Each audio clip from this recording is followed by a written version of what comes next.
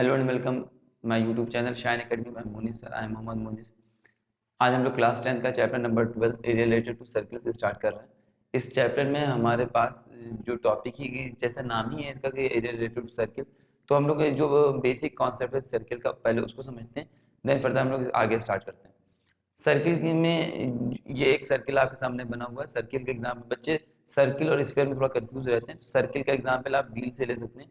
जो आपका व्हील्स होता है वो हमारे व्हीकल्स के जो व्हील हैं वो हमारे क्या सर्किल्स हैं, और जो हमारी बॉल है वो हमारे क्या स्फीयर। तो इसमें कंफ्यूज ना हो, इस सर्किल और स्फीयर में डिफरेंस रखेंगे।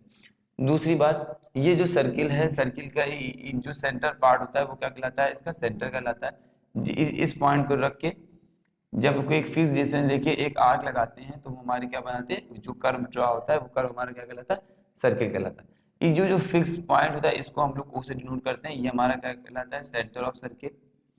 जो ये फिक्स डिस्टेंस होती है इसको हम लोग आर से डिनोट करते हैं। ये आर जो हमारा होता है इसको हम लोग कहते हैं, बोलते हैं रेडियस। अब ऐसी बहुत सी रेडियस हो सकती है, एक सेंटर से सरकमफ्रेंस को मिलाने वाली जितनी भी लाइनें होंगी सब रेडियस होंगी। तो एक ही सर्किल की जितनी भी रेडियस होती है सब सेम होती है, सब इक्वल होती है।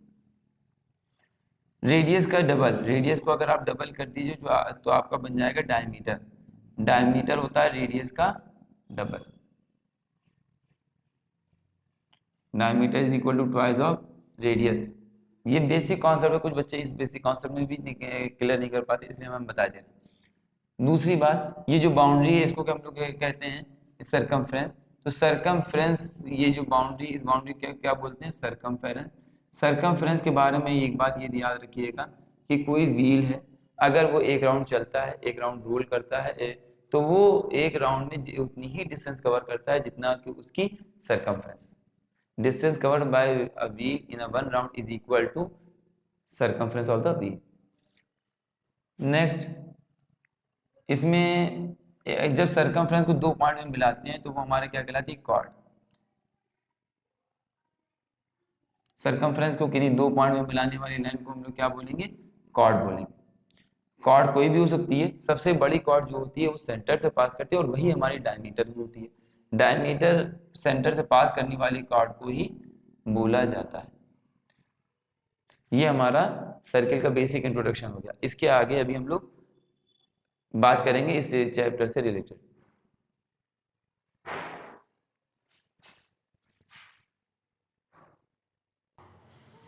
अब हम लोग आगे इसमें सर्किल के एरिया के बारे में बात करते हैं। सर्किल के एरिया से रिलेटेड फार्मूला हमारे पास क्या होता है, अगर ये सर्किल है जिसका सेंटर ओ और रेडियस आर, तो इसका हम लोग बात करते हैं। तो पहले सर्किल के बारे में बात करेंगे। सर्किल जो होता है उसका area is equal to pi r square. Pi के बारे में याद रखेंगे, पाई इज इक्वल टू 22/7 और 3.14, ये वैल्यू हम लोग पुट करते हैं। इसके बाद होता है सरकमफेरेंस।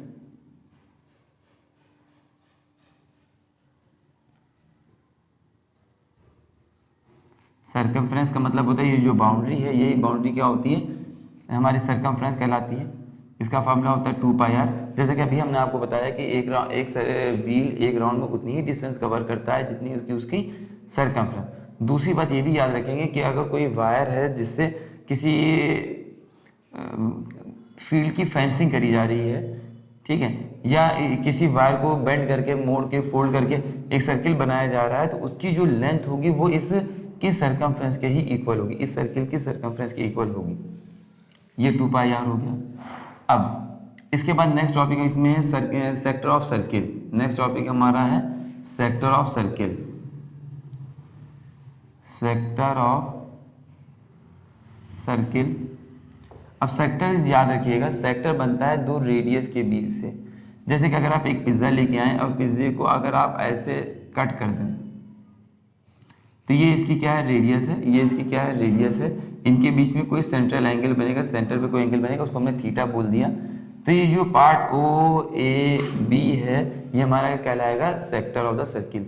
मीन्स ये पार्ट जो दो रेडियस से मिलकर बनता है, दो रेडियस के बीच का पार्ट होता है, वो हमारा सेक्टर कहलाता है, सेक्टर ऑफ द सर्किल। तो इसमें हम लोग बात करेंगे एरिया की। एरिया ऑफ सेक्टर की अगर बात करें तो area of sector is equal to होता है पूरे सर्किल का एरिया पाई आर स्क्वायर। आप इसमें theta mean central angle theta upon 360 से मल्टीप्लाई कर दीजिए, आपका एरिया ऑफ सेक्टर बन जाएगा। दूसरा, ये एक ए से बी तक की जो डिस्टेंस है ये कहलाती है लेंथ ऑफ आर्क। क्या कहलाती है? Length of arc. Length of arc जो होती है वो उसका फार्मूला वैसे ही जैसे पूरी सर्कमफ्रेंस का फार्मूला 2 पाई आर होता है, इसमें भी आप थीटा अपॉन 360 से मल्टीप्लाई कर दीजिए, आपका लेंथ ऑफ आर्क का फार्मूला बन जाएगा। इसको हम लोग एल से डिनोट करते हैं। इसके आगे बात करता है पेरीमीटर ऑफ सेक्टर की। किसकी बात होती है? पेरीमीटर। जैसा कि आप जानते हैं पेरीमीटर का मतलब होता है आउटर बाउंड्री।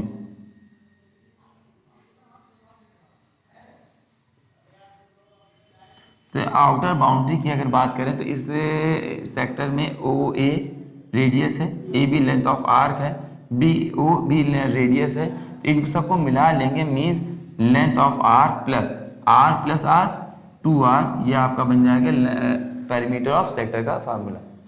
एक इसमें एरिया को अगर हम लोग ए से डिनोट करें, लेंथ ऑफ आर्क को एल से डिनोट करें, तो रिलेशन एक बन के आता है एरिया ऑफ सेक्टर और लेंथ ऑफ आर्क में ये होता है 1/2 L into R. A is equal to 1/2 L into R. ये भी फार्मूला हम लोग यूज़ कर सकते हैं। इसके आगे हम लोग एरिया ये सेक्टर हम लोग ने पढ़ लिया। अब हम लोग नेक्स्ट टॉपिक हमारा है segment of circle. Segment of circle. तो सेगमेंट ऑफ सर्किल जो टॉपिक है, सेगमेंट में जो बनता है वो हमारा बनता है कॉर्ड से। कॉर्ड मीन्स अगर हम ए और बी को मिला देते हैं तो जो ए बी के नीचे का ये पार्ट है ये हमारा कहलाता है सेगमेंट। ये छोटा पार्ट है, इसको इसलिए बोलते हैं सर्किल का छोटा पार्ट, इसलिए माइनर सेगमेंट बोलेंगे। और ये बड़ा पार्ट है इसलिए इसको मेजर सेगमेंट बोलेंगे। ये जो ऊपर का पूरा पार्ट है वो आपका क्या बनेगा? मेजर सेगमेंट बोलेंगे।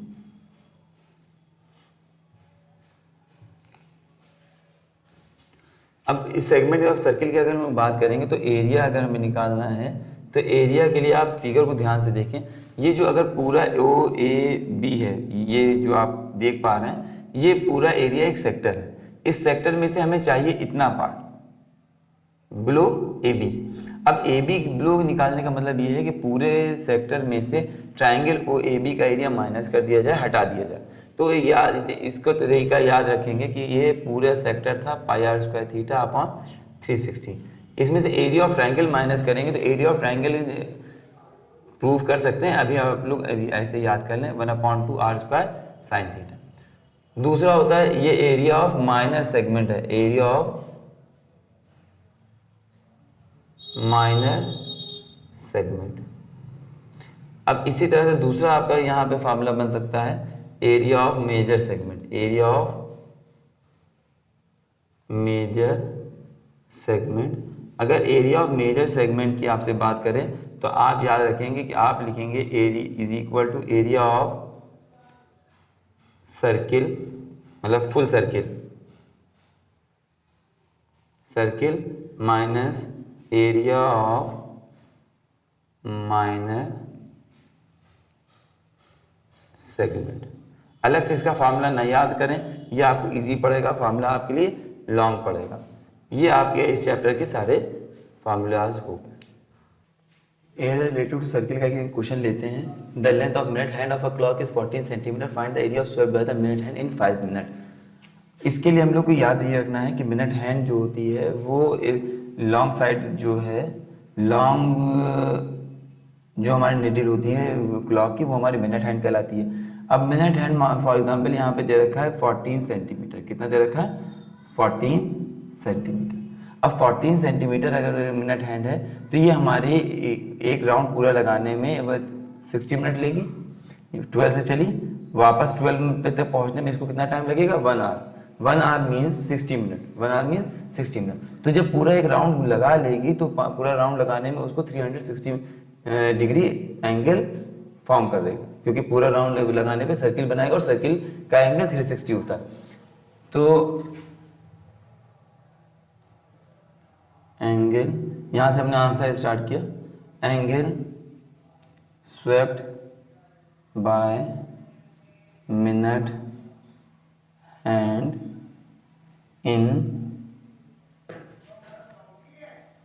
60 minute is equal to 360 degree.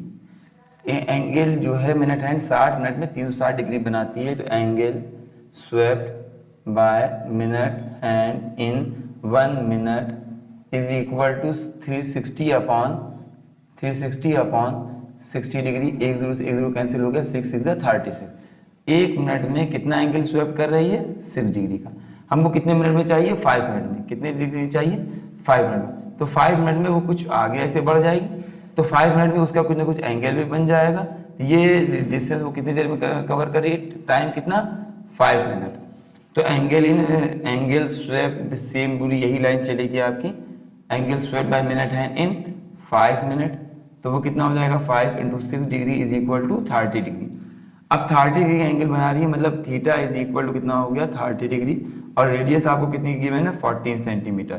तो एरिया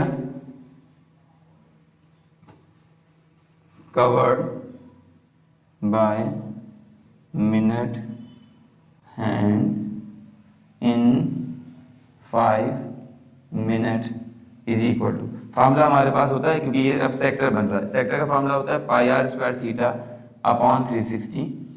पाई के प्लेस पे 22/7 पुट कर लीजिए, आर के प्लेस पे 14 सेंटीमीटर दे रखा है, थीटा के 14 का स्क्वायर है इसलिए 2 बार लिख लेंगे।